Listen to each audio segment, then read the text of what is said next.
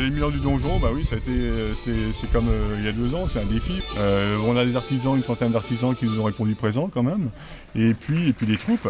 Donc là, vous avez pu voir la vie de l'époque, même 11e, 12e, 13e siècle. C'est pas 1000 ans d'histoire, mais plutôt 500 ans d'histoire. Voilà.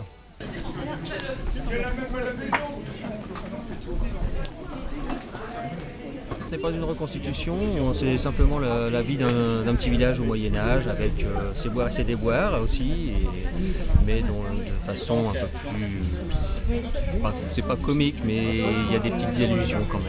Nous avons notre trésorier qui fait le rôle du seigneur, nous avons notre parolier, on va dire ça, qui fait le rôle aussi d'un gueux qui tient son auberge. Moi-même je suis un gueux, des personnes qui s'occupent aussi à faire les costumes, tout le monde y met du sien. En fait, chacun a sa particularité.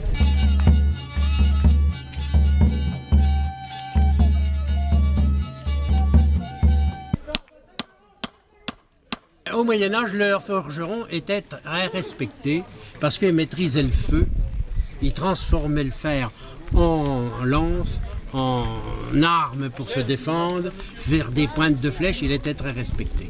Et pendant les guerres, et quand le château était, disons, assiégé, le forgeron avait droit à une toile de tente pour pouvoir dormir à l'abri avec sa famille. Que la piétaille, elle, dormait à la belle étoile et ils n'avaient pas droit au confort.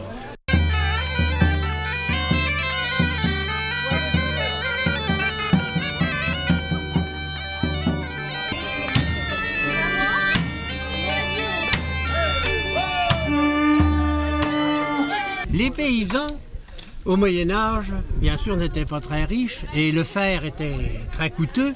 Donc, ce qu'ils faisaient, ils abattaient un arbre, le mettaient pointu pour gratter la terre pour pouvoir labourer. Mais cet arbre s'usait rapidement. Donc, quand le seigneur venait faire chasser sur les terres du paysan et que le cheval perdait un fer, c'était le bonheur. Parce qu'avec ça, on pouvait faire une arme pour se défendre, une arme pour aller à la chasse et renforcer le bout de l'arbre pour que ça dure beaucoup plus longtemps. Donc c'était le bonheur. Et dans les années 50, quand on trouvait un fer à cheval sur le bord de la route, on le ramassait, on l'emmenait chez le forgeron et le forgeron nous donnait une petite pièce. Donc c'était le bonheur.